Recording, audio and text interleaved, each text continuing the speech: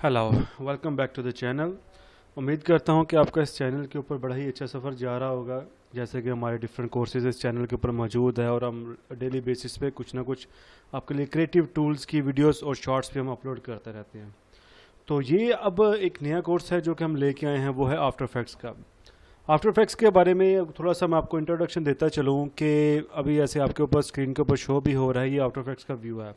After effects जो mainly use होता है, कंसेप्ट जो है उसका, वो है एनिमेशन के लिए। बट आफ्टर इफेक्ट्स एक ऐसा सॉफ्टवेयर है अडोबी का जिसमें हम एनिमेशन के साथ साथ हमें वीडियो एडिटिंग भी बहुत अच्छे तरीके से कर सकते हैं इसमें। तो एक ऑल इन वन ये एक ज़बरदस्त किस्म का एक सॉफ्टवेयर है इनका।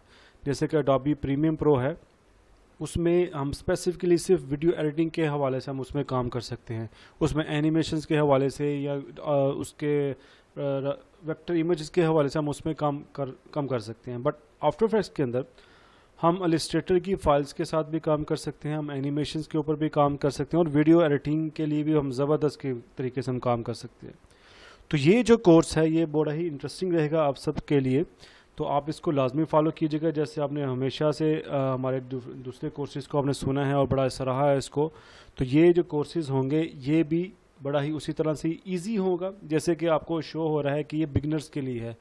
तो हम इसको ज़ीरो से इसको स्टार्ट करेंगे और इसको बड़े ही अच्छे तरीके से, बड़े इजी वे में मैं आपको ये सारी चीज़ें आपको समझाऊंगा। इस पूरे सॉफ्टवेयर का हाउ ना बताऊंगा इसमें, कि जैसे आप किसको आप करते के साथ साथ आपको बिल्कुल मुश्किल नहीं होगी।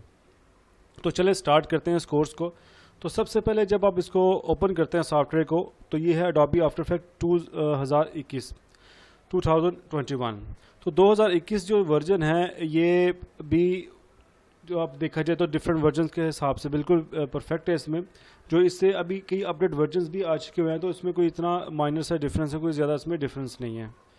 तो मेनली जो सेटिंग्स होती हैं सब वर्जन्स की वो सेम ही होती हैं, वो माइनर से डिफरेंस होती हैं, वो जब हम करते हैं साथ साथ वो चीज़ें भी हमारे सामने आ जाती हैं। तो जब आफ्टर इफेक्ट्स को आप ओपन करते हैं आपके पास कुछ इस तरह का एक व्यू नज़र आता है। तो सबसे पहले हम जो हमेशा मेरे सॉफ्टवेयर में करते हैं, इसकी न्यू आर्टबोर्ड बनाना। तो वो शॉर्ट की इसकी वही है, कंट्रोल एन हम इसमें प्रेस करेंगे तो ये हमारे पास सेटिंग ओपन हो जाएगी। तो इलस्ट्रेटर में हम यूज़ करते हैं वर्ड आर्टबोर्ड, बट हम आफ्टर इफेक्ट्स में वर्ड यूज़ करके कंपोजिशंस। तो कंपोजिशंस बेसिकली हम उसी को कहते हैं कि जब हम डिफरेंट आप डाटाज लेके आप उसमें जैसे कि पिक्चर्स, वीडियोस, ऑडियोज़ वगैरह मिक्स करके जब एक हम विजुअल्स बनाते हैं उसको हम कंपोजिशंस कहते हैं।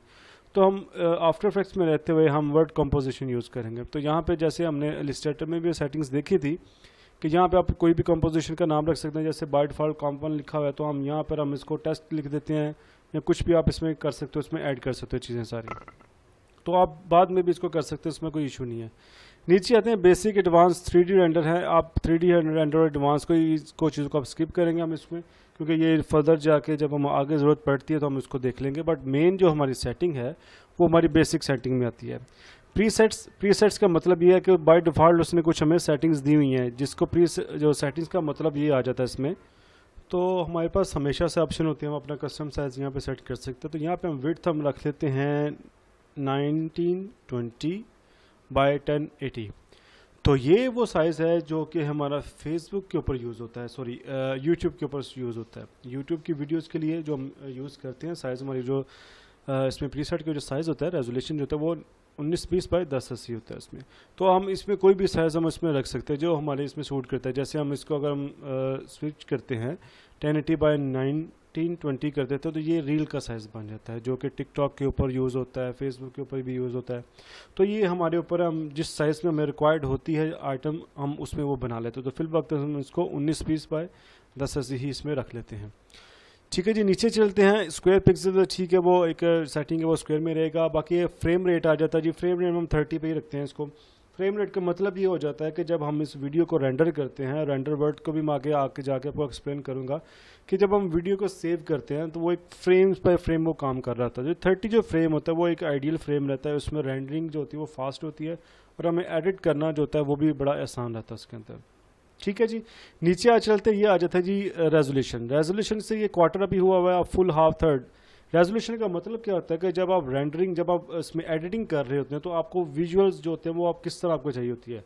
जैसे कि अभी आगे जाके मैं आपको एक्सप्लेन भी करूँगा उसको बेटर वे के अंदर भी, कि जब हम एडिटिंग कर रहे होते हैं तो जब हमारे पास वीडियो फाइल जो होती है वो बड़ी हाई रेजोल्यूशन होती है, तो वो जब हम फुल रेजोल्यूशन पर रख के जब उसको हम एडिट कर रहे होते तो उसको एडिट करना थोड़ा सा मुश्किल हो जाता है, क्योंकि अगर सिस्टम ज़्यादा हैवी ना हो, उसके स्पेक्स लो हों, तो वो फिर रेंडिंग में वो हैंग होता है, वो रुक रुक के चलता है। तो ये हमें सिर्फ उसने दी हुई है कि अगर आप क्वार्टर कर लेते हो, थर्ड कर लेते हो, क्वार्टर कर लेते हो, इनका बिल्कुल ये देखिए बिल्कुल ही लो रेजोल्यूशन के ऊपर वो आपको दिखाएगा। बट ये होता है सिर्फ एडिटिंग के लिए ही है। जब आप इसको वीडियो को जो आप बना रहे हो उसको सेव करेंगे तो ऑब्वियसली वो फुल में ही सेव होगा, उसमें आप वो उसमें मसला नहीं होगा। ये जस्ट एडिटिंग के लिए है कि हम रेजोल्यूशन को कम कर लें ताकि हमारा सॉफ्टवेयर जो होता है वो स्मूथली चल सके। ठीक है जी। तो उसके बाद हम नीचे आ जाते हैं स्टार्ट टाइम कोड, इसको हम स्किप करेंगे, ये 00 ही रहेगा। और ये ड्यूरेशन, ये जो असल है हमारा काम ये वाली है। ड्यूरेशन का मतलब ये हो गया कि जो हम अपनी कंपोजिशन बनाने जा रहे हैं उसका साइज़ यानी कि उसकी लेंथ कितनी होगी। अभी आपको स्क्रीन पे जो नज़र आ रहा है वो सेट हुआ है जी 15 सेकंड और 27 नैनो सेकंड पे। तो सबसे पहले आ जाते हैं घंटे, hours, minutes, second and nano seconds. तो नैनो सेकंड्स का तो ऐसा कोई मसला नहीं है, वो हम 00 भी इसको कर सकते हैं।